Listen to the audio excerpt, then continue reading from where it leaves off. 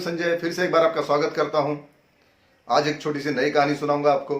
कहानी कुछ इस तरह से है कि हर समस्या का समाधान होता है और हर मुश्किल का कोई ना कोई रास्ता जरूर निकलता है। जी हाँ दोस्तों, कहानी इसी आधार पर है।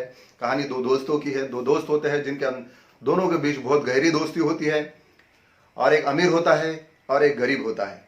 होता क्या है, गरीब दोस्त को कुछ काम होता है, पैसे की अड़चन होती है। वो अपने अमीर दोस्त के पास जाता है और उसे 1.5 लाख रुपए 3 महीने के लिए उधार मांगता है। अमीर दोस्त भी कुछ बिना सोचे समझे अपने गरीब दोस्त की मदद करता है और उसे 3 महीने के लिए 1.5 लाख रुपए देता है। पैसे लेते समय में गरीब दोस्त को भी जानता है कि मैं व्यवहार का बहुत पक्का हूं, तो तेरे पैसे मैं समय पर जरूर लौटाऊंगा। 1.5 लाख रुपए लेता है और देखते ही देखते 1 महीना गुजरता है, 2 महीने गुजरते हैं और 3 महीने गुजरते हैं। वक्त ऐसा ही गुजर जाता है। पैसे देने का टाइम आता है। गरीब दोस्त बहुत जगह पर पैसे की कोशिश करता है, हर जगह जाता है, अपने रिश्तेदारों को और दूसरे दोस्तों को पैसे उधार मांगता है, लेकिन उसका काम नहीं होता है। फिर वो अपने अमीर दोस्त के यहाँ जाता है और उसे कहता है कि मुझे 1 महीने के और समय चाहिए। तू तो जानता है कि मैं जबान का पक्का हूँ, मेरी थोड़ी अड़चन है, मुश्किल है, इसलिए मुझे अभी पैसे का काम नहीं कर पाया, लेकिन 1 महीने का टाइम दे दे, मैं उसके अंदर जरूर पैसे का काम करूंगा। अमीर दोस्त भी उसको बोलता है ठीक है कोई बात नहीं, और 1 महीने के बाद पैसे दे देना। होता क्या है, देखते देखते ये भी 1 महीना गुजर जाता है और गरीब दोस्त फिर से परेशान हो जाता है। फिर से उसका पैसे का काम किधर से नहीं होता है। वो बहुत जगह पे प्रयत्न करता है पैसे का इंतजाम करने का, लेकिन पैसे का इंतजाम नहीं होता है। फिर होता क्या है कि अमीर दोस्त उसको पैसे वापस मांगता है। गरीब दोस्त बोलता है कि मुझे और कुछ समय चाहिए, लेकिन अमीर दोस्त उसको बोलता है कि मैं ऑलरेडी तुझे बहुत समय दे चुका हूं पहले से ही, अब तुझे मैं ज्यादा समय नहीं दे सकता हूं, मुझे मेरे पैसे चाहिए।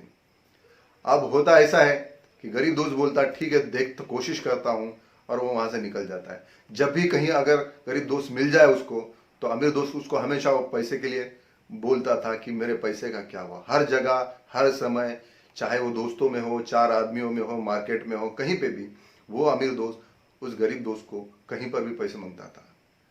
गरीब दोस्त परेशान हो जाता है कि ये क्या है, हर जगह मेरा अपमान हो रहा है, और इस तरह अगर ये मांगता गया हर जगह पे हर लोगों के सामने, तो पूरे शहर में मेरी बदनामी हो जाएगी। इस डर से वो घबरा जाता है और एक दिन शाम में अपने घर आकर बैठता है कि सोचता है कि इसके ऊपर कुछ ना कुछ सोल्यूशन तो निकालना चाहिए।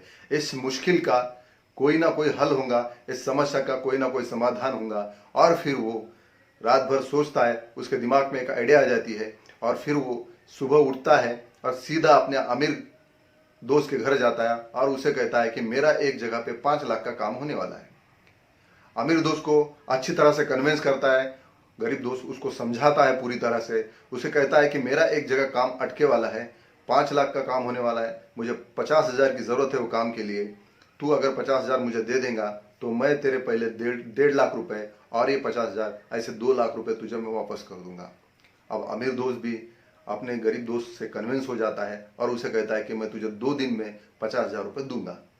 और ये सुनने के बाद गरीब दोस्त बहुत खुश हो जाता है और खुशी खुशी वो अपने घर चले जाता है। जो गरीब दोस्त घर जाता है तो ये सोचते बैठता है अपने घर पर कि ये मैंने क्या बोल दिया। ऑलरेडी मैं उसको 1.5 लाख रुपए दे चुका हूँ और 50,000 का वादा किया मैंने 2 दिन में दे दो बोल के।